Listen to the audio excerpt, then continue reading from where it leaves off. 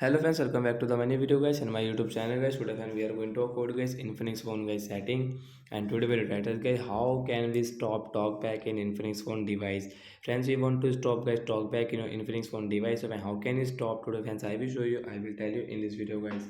So before starting video friends, first of all go and subscribe the channel guys, click the bell icon, like the video.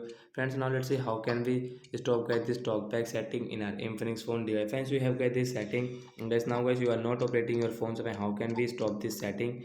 Today friends I will show you. Friends, you will have to on guys your phone settings. So guys, one tap and double tap to continue, then guys scroll it. Friends, you will have to use guys your two finger guys, and friends click on guys phone special function, one tap and guys double tap. Guys, click on guys your accessibility with two finger का direct guys you can double tap here to on it. Talk back, tap here. Use talk back, tap here. One tap again guys, and once you can see stop, tap here and double tap continue to stop your talk back. So once your talk back will stop, and once you can see guys we can operate our phone without this talk back. So like that guys we can stop guys Infinix phone talk back settings. So bye bye guys.